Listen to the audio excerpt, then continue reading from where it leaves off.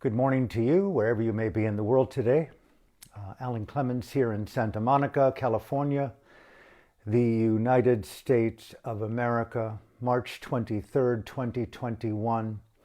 Speaking today on behalf of, in support of, the radical freedom fighters in Myanmar, in Burma, the women and the men, the girls and the boys, the nuns and the monks, the ethnicities, everyone in that brave country today, confronting Ma Sac, Ming Online, the former general of the army, and his terrorist organization known as State Administration Council. For me, the acronym Ma Sac should be synonymous with the Taliban, with the Khmer Rouge, with Boko Haram, with ISIS, with Al-Qaeda. Ming Online is the equivalent of Burma's Saddam Hussein. He has shown the world exactly who he is, an evil incarnation of a human being terrorizing the people of Myanmar today. Today's talk, Dismantling Dictatorship.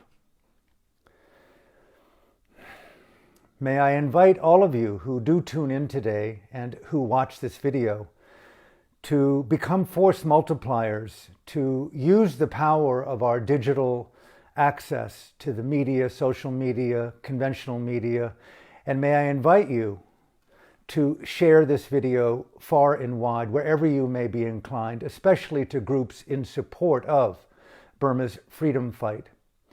All different groups, whether it be Buddhist, Catholic, Christian, Jew, anyone in the world, human rights, Amnesty, Human Rights Watch, the President of the United States, the Prime Minister of Canada, any leader in the world, ambassadors at the United Nations, may I invite you, if you're watching or if you watch it later in the day or whenever you may tune into this broadcast, may I invite you, please share this video. Digital activism is what we use today to confront the madness of this dictatorship. Dismantling dictatorship.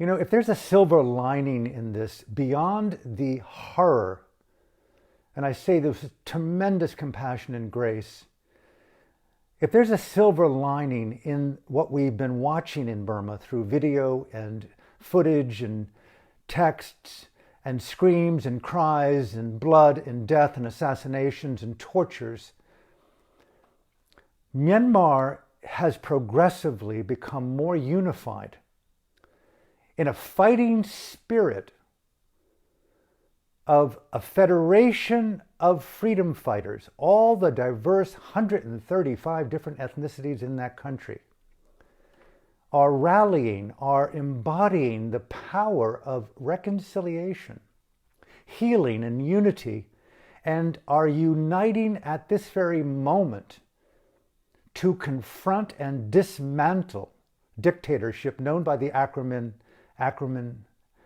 Ma Sac. That's a powerful point that we're doing here. And I think it's really important for all of us to understand, especially the people in Burma who know it far better than me, that you are doing a miracle to the world and the future of freedom and democracy. You're not just fighting for the freedom of Burma. You are elevating the status of our own dignity, our own love of democracy, our love of rule of law and justice, and the universality of human rights. You are elevating the conscience of every leader in the world today to show and to see what it means to continue to struggle, courageously struggle, for the right to live free of fear and the right to live free of want and the right to live in creative dignity and the right to dream. I would like to say in Buddhist terms, sadhu, sadhu, sadhu to you. Excellent, excellent, excellent, mind-boggling courage on the streets, in the homes, in the refugee camps, in the cars, the frontiers all around Myanmar. I raise 3 fingers to you as we do around the world. We salute you. Myanmar freedom fighters, you are awesome. Point 1 can't be emphasized enough. We are taken aback by your courage, your fortitude, your resilience, your creativity, your determination shows us the moral might of your Dhamma, your revolutionary spirit beyond religion, taking conscience to the radiance of evil and putting it into the face of the devil himself, Ma Sac, Ming Online. Thank you, Burma. I think there's a lot of parallels that at least I see in what's going down in Burma today with what happened in South Africa under the African National Congress, the ANC, most known to the world by the leadership of Nelson Mandela, 27 years in 3 different prisons in South Africa, by the white supremacist dictatorships in that country. I think it was back in 1985, Mr. Mandela was now what, 20-some years, 22 years was it, behind bars and not heard from. And I think the president of the ANC, Oliver Tambo, I think is his name, who had fled the country trying to raise the status of of South Africa's struggle for independence over white supremacy. He and Mandela somehow were able to communicate, and it was said that Tambo made the point to the world and to the dictator of South Africa at the time. I think his name was Botha, known as the crocodile, similar to Ming Online, to make South Africa ungovernable. I found that a very interesting statement and how it may apply to Burma today. Imagine as an operating design of revolution to make Myanmar ungovernable, and further to make dictatorship unworkable. Those 2 concepts, ungovernable and unworkable.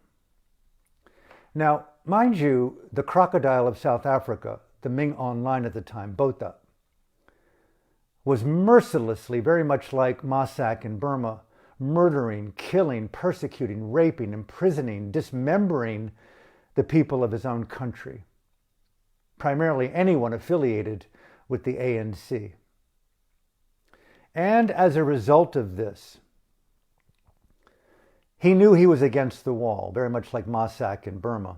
And he made the offer to the world and to Mr. Mandela, we are willing to release you from prison if you're willing to make a public statement that you reject the use of violence as a political strategy. Okay, pause.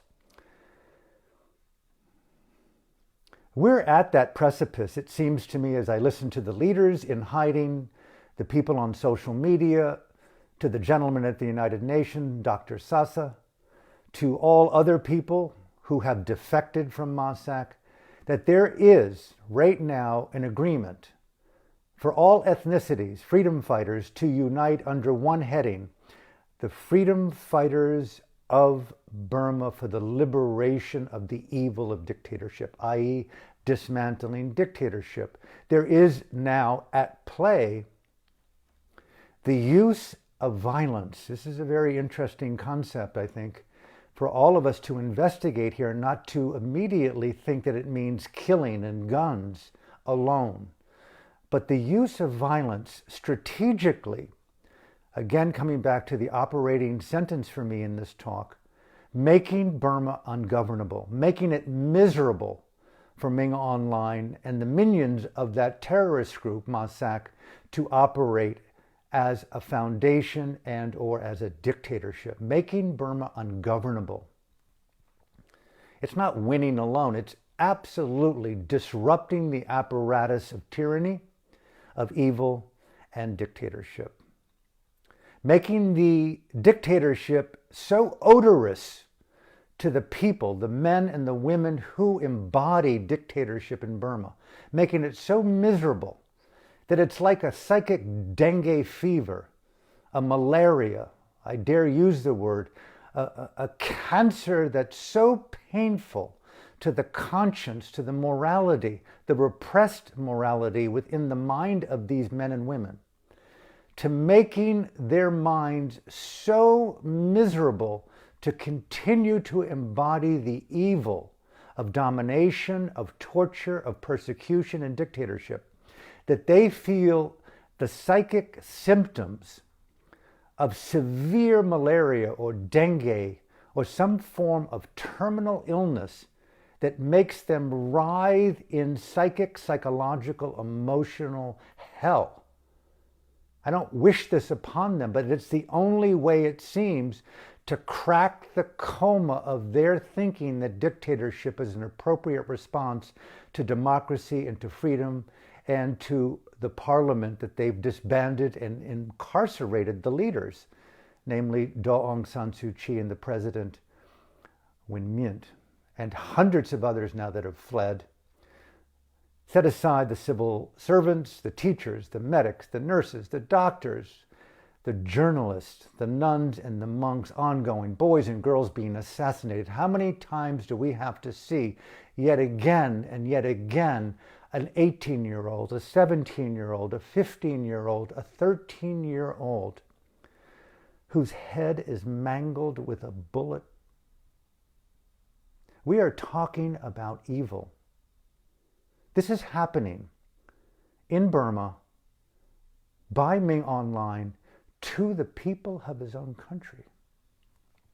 This is not new to the ethnics. They know this evil, but now the entire country is unified. 54 million people know better now. We must reconcile our differences all throughout the countries, whether it be Muslims and Jews, atheists and Buddhists, nuns and monks in various sects. This is the moment to practice the Dharma of reconciliation, to unify in a new radiance of high wholeness, and do whatever is possible, coming back to this point, to make Burma ungovernable. I think that's the operating statement right now in this Federation of Freedom Fighters, the civil disobedience movement, everyone that's continuing to protest, people around the world that are divesting from the oil and gas and arms and ruby and weapons industries that are pouring in and out of Burma, making Burma ungovernable, and number two, making dictatorship unworkable. That's the mandate. Now, Mr. Mandela, as I read it in his book, A Long Walk to Freedom, he categorically rejected the crocodile's offer, Botha, the white supremacist leader. He categorically rejected that offer, that conditional offer. I refuse to participate in the machinations of your control. And that's when he made that radical statement through the acting president of the ANC. Our duty is to make Burma, South Africa, Burma, make Burma totally ungovernable. Whatever is required, be smart, be intelligent. Now, this point right here, Burma has been known worldwide, oddly, strangely, ironically, beautifully, as a nonviolent revolution for freedom. Daw Aung San Suu Kyi won the Nobel Peace Prize in 1991 for her revolutionary commitment to the nonviolent principles of Dhamma, Gandhianism, Martin Luther King, the timeless principles of dialogue over destruction, the woman over the toxic masculine, the power of the human heart and metta to mend our differences rather than destruction, anger, and guns. And she won the Nobel Peace Prize for that. The people of Burma won the Peace Prize for that. The people of Burma continue to win the Nobel Peace Prize. The people have shown the world over the power of resilience and nonviolent activism for 33 years. And now we are seeing a radical turn from the nonviolent approach to the violent approach. Now, this is a very interesting transition. I can barely even imagine that I'm saying these things, but I'm trying to feel into the truth and study and not advocate one thing or another, but to really share my innermost thoughts. Violence. How to study the meaning of violence as a political strategy right now to unify all ethnicities, all religions, all people in Burma, including the civil disobedience movement, including the nuns and monks. Can the word violence be used appropriately, skillfully, embodied with stealth, skill, and aditant or determination, and be used to fulfill the mandate to make Burma ungovernable, to make dictatorship so odorous, so unworkable, that it becomes a disease in the mind of the men and the women who embody the meme of dictatorship. It's not just Masak. Dictatorship is a concomitant, a constellation, if you will, of states of consciousness, and we must throw in a conscious virus to that constellation of cetasikas, or states of mind, that act like a revolutionary malaria or a dengue that renders the mind of that particular individual so sickened by those concomitants that they either die, become immobilized, or that they have a redemption. They have an Angulimala moment where they go, oh my God, I have been blinded by my delusion of the rightness of dictatorship. I am now cracked wide open to this disease, and many people do. Many people are taken to their psychic knees when their health cracks, when their freedom cracks, when their money dissolves. And that's what the task is of the civil disobedience movement in Burma and of the new freedom fighters within the country. We have, you have, all of us in the world who care, have an opportunity here to use what happened in South Africa and to reinvent the meaning of a higher order revolution that takes the meaning of violence. I'm not saying just use the gun or use grenades or Molotov cocktails, but I'm saying use the arrow of violence strategically, skillfully, to make Burma ungovernable by the dictatorial apparatus with all of their money, with all of their oil, with all of their gas, with all of their wealth, with all of their Lamborghinis and private jets and all their designer clothing. And I'm going to get into this. Make it absolutely miserable to belong to the cult of evil. That's the role of the civil disobedience movement. So, some things that come to mind about reinventing the word violence. Non-violence, violence. Meta-infused violence. Compassion-informed violence. Mindfully intelligent violence. Dhamma-informed violence.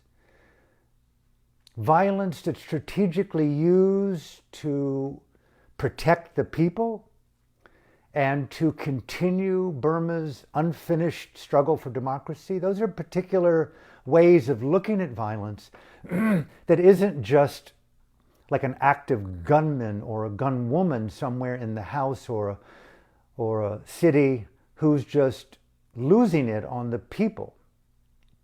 That is evil violence. But how to illuminate the radiance of a biblical violence, a cognitive violence, the skillful use of violence not as only defense, but to interrupt the apparatus of the Third Reich, to interrupt the apparatus of Burma's terrorist group, Masak. How to strategically dismantle, disrail the evil regime mercilessly killing and torturing the people of Burma today.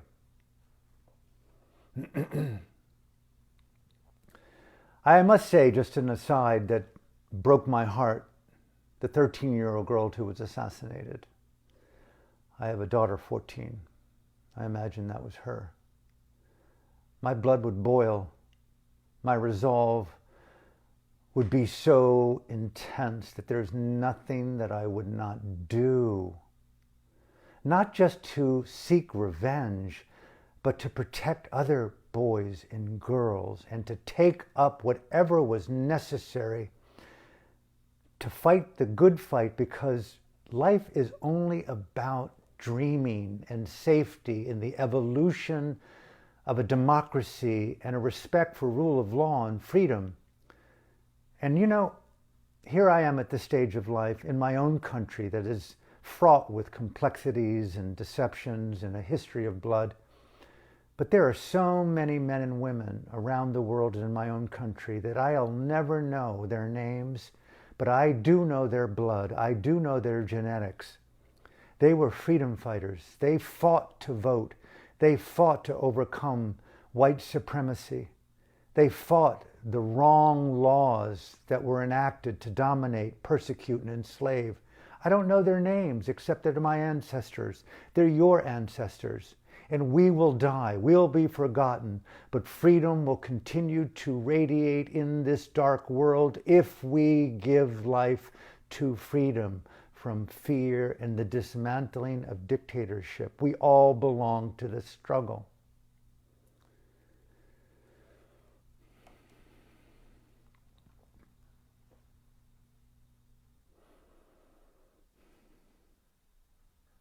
That lawyer who was taken out of his home in Sanjong in Rangoon, who represented leaders, elected leaders, students, brutally beaten,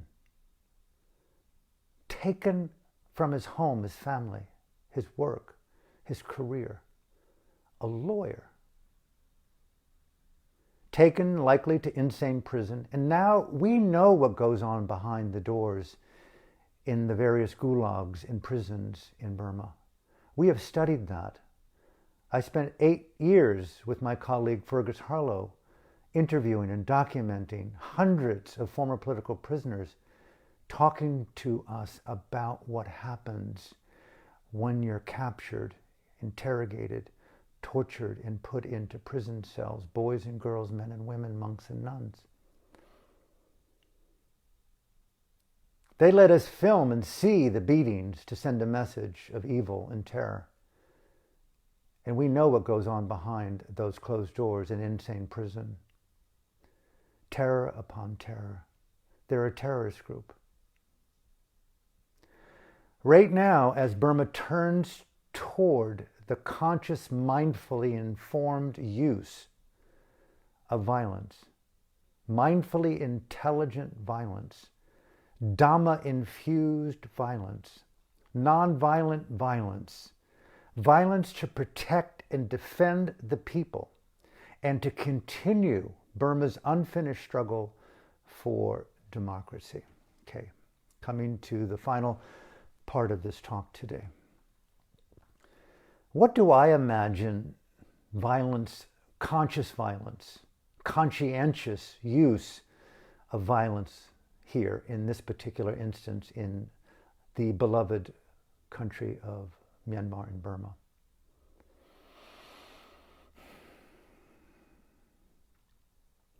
This is where I think the thought leaders in Burma, the artists, Gen Z, Gen X, all the leaders from '88 that are not in hiding, they're strategically in places where they continue to use their conscience and their courage, not in hiding. They know that they would be imprisoned if found. They're not in hiding. They're strategically moving from place to place because of their love of freedom, their love of unity, their love of their country, their love of democracy. They're not in hiding. Coco G's not in hiding. Minko Nine's not in hiding. Nila Thane's not in hiding. These people are moving because of their love of democracy and freedom, and their minds are riveted to the compassionate use of violence to interrupt the apparatus today of dictatorship. I would say invite everyone in Burma who matters to invent a million different ways. No, okay, 100,000, no, 1,000 different ways in the rainbow of violence to make dictatorship unworkable. You are doing it. Stop work. The rest of the world, give money through every means possible. PayPal, digital currencies, whatever is needed to smuggle in the money, bring in rubies, whatever is needed to support the food and the people of Myanmar in their struggle to dismantle dictatorship. Our duty in the world, our duty in governments, our duty in all forms of civilized society. Those with money, give generously to support the people stopping work. Refuse to participate in their cars, in their railways, in their hospitals, in their schools. Refuse to participate in anything that they offer as an olive branch. Refuse. Eliminate the limbs, eliminate the root systems of the terrorist group Masak by refusing to nurture it with toxic food and water, and overcome fear and let the rest of the world feed you, support you, offer you moral support, offer whatever is necessary for the world to unify, to reconcile our differences, and to make Burma ungovernable. Make dictatorship absolutely unworkable. More and more cafes refuse to stay open, refuse to participate. Point 2. And I think I saw this the other day, like a social media shaming campaign of the immediate family members of the top 50 members of the terrorist group Masak, formerly known as the Tamada, or the military, which they're no longer representatives of the military. It's not a military coup. It's call it what it is. It's mafia. It's just a terrorist organization, and they're just dressed up as pretenders. It's like someone who's come into your house with a gun, wearing a military uniform, and says, "I'm a soldier." You're a liar. You're a fraud. You're evil. You're a terrorist. You're a psychopath, and that's really what's going down in Burma. And it all happened way back early with Ne Win, and we've seen, 70-some years now of this type of psychology in Burma, where they've misused the label military, but now they've revealed exactly who they are. We've known that, but now it's unmistakably clear. Point 2. Whomever, digital savants around the world, in Burma, around Burma, those who are connected to Burma, identify everyone within the military organization. Identify everyone within the terrorist organization. Say the top 500 senior commanders of Masak. We know their names. Make it clear on websites and digital media and social media and groups. Make it clear. We can all go to a place, and it's called Masak or something like that, a group to identify the ecosystem of evil in Burma. And not just Burma. The ecosystem of evil in Burma, supported by a broader ecosystem. Textile workers, garment workers, anyone at all who's profiting, belonging to the machinery, the manufacturing, the participation of the evil within Burma. Let's know that ecosystem of evil Put it on a website, put it on a Facebook group or multiple groups. We know their names. Let us know their names. Let us know their addresses in Burma.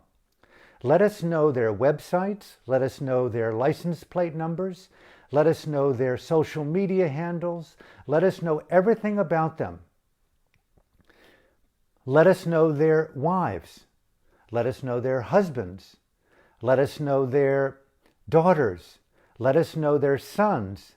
Let us know their grandchildren, whether they're in Burma or whether they're in Australia, America, Canada. Let us know exactly what dorm room they live in Irvine, California, where they're going to school. And we don't need to necessarily shame them, but I would suggest we recruit them. We recruit this ecosystem of, say, 10 to 20 to 50,000 men and women in the ecosystem of evil, the crowned evil in Burma, Min Aung Hlaing himself. We do everything imaginable, mock and to shame, to incite, to create riot, to play music, to create song, to excite in them the necessity. Speak out against the evil of your father. Don't just say, it's wrong. Speak out against the evil of your commandee, uncle. Speak out against the evil of the company heads in China that are profiting by the oil pipeline in the Bay of Bengal that gives nearly $90 million in various funds to the terrorist group every month in Myanmar. We want to know these men and women on boards. Look at every weapon that goes into Myanmar that's being used to assassinate and kill. Put them on that website, the ecosystem of evil. And let us do everything that we can in the world to reinvent the meaning of conscientious violence, to disrupt and make the apparatus of dictatorship, both in Burma and around the world, the ecosystem around the world, impossible to operate. Isn't that the lesson of South Africa? Isn't that the lesson that we can bring from 27 years of Nelson Mandela's long walk to freedom? The selected use, the strategic use of violence to interrupt the apparatus. No, don't interrupt it. Make it absolutely ungovernable. I think that is the marquee of what we're trying to see in Burma and do in Burma to stop the murder, to stop the killing, and not to forget the selected use strategically of violence, to invent the meaning of that word, even for monks and nuns, to protect the people. And secondly, to continue, ardently continue the long struggle, the long unfinished struggle for democracy in Burma. This is the continuation of a 33-year revolution. This is Daw Aung San Suu Kyi's vision way back in 88 or 89 when she spoke at the Shwedagon Pagoda. The second great independence movement now is in full radiant splendor, in the rainbow of a new order of conscientious, Dhamma-informed, religious-informed violence to interrupt the apparatus of evil. I'm not advocating killing evil, making it ungovernable. That's the lesson I'm seeing from Nelson Mandela. Making dictatorship unworkable. How many ways can we find to make Burma completely miserable to be there as a former Thamada leader? To make the symptoms of dengue or malaria, typhoid, where all you want to do is put your hands on your head. Give me an antibiotic. Give me an antibiotic. I've got to stop the pain of this mosquito that spread typhoid throughout my blood. We must spread the typhoid of democracy into the bloodstream of this evil empire in Burma today, where they're begging for redemption, not imprisoning people and torturing them. They are spreading disease. We are spreading light and freedom. That is unmistakably clear today. It's the biblical war of good and evil. It's the epic battle of moha or delusion and panya or wisdom in the Tipitaka or the Buddhist teachings. It's epic in its black and whiteness. We have never before seen this except during the tsunami, the hell of the extermination of Hitler and the Third Reich during World War II. Allow me to close.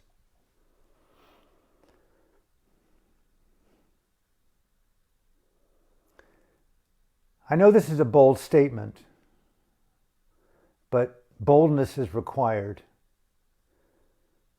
I'm a fighter. You're a fighter. We're all fighters. We're fighting in our own different ways. But I've never fought with the belief that I'm going to be defeated. I want to fight and know that no one can defeat me except myself. That means going in with everything you've got to win this fight. Act as if you cannot be defeated.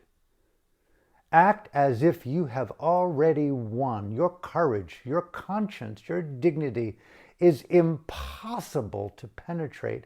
How many times I heard from the beloved freedom fighters in Burma that were in prison, political prisoners who suffered, who lived in the gulags of insane prison and all the various gulags around Burma. My dignity was not theirs to take. My conscience was not theirs to take. Although we were incarcerated behind the bar, our freedom was not theirs to take. What I heard in that is that we already won the fight because we are rooted in right. We are rooted in right, civil disobedience movement, Federation of Freedom Fighters. We are rooted in right. We've already won the fight. Let's just make sure that we put out the fire in Burma. The war machine of the Third Reich was a horror that's beyond horror. It's impossible to compare the evil of that. We all know where it ended. 11 million deplorables, gays, trans, Jews, Catholics, so many other people, systematically exterminated by the ideology and the sickness of a man in an ecosystem of evil. And there was collusion and complicity with that evil.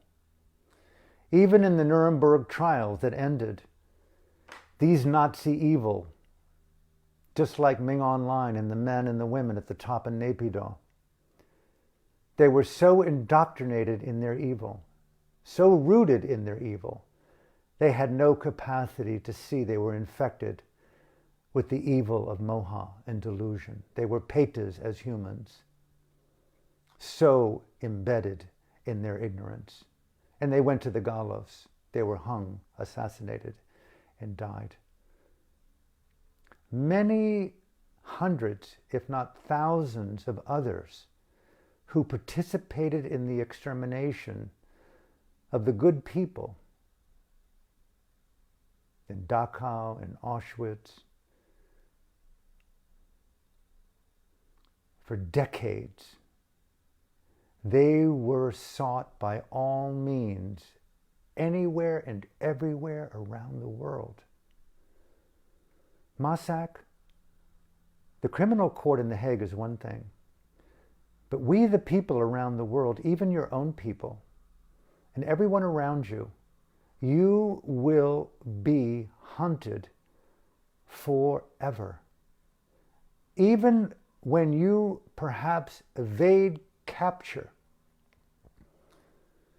in your 80s or 90s, if you're so lucky, there will be someone, maybe even your grandson, who sees an awakening of conscience and realizes in a hidden letter, oh my God, It's Ming Online. He's in Singapore in a wheelchair in a nursing home, and you will be brought to justice, just like members of the Third Reich continue to be brought to justice for their evil. This is what you've created through your own blindness. In closing, quoting Nelson Mandela, Aung San Suu Kyi is not able to speak for herself right now, but she speaks loudly, as does the other elected officials in insane prison, some moving around the country, some other places around the world, but they speak in unity. And Aung San Suu Kyi, if I can quote the famous words of the late Nelson Mandela as her own words, he said, "Your freedom and mine cannot be separated," speaking to the people of his country. And he closes with, "I will return." He said that 22 years into his prison term. Your freedom and mine cannot be separated. I will return. I can hear Aung San Suu Kyi.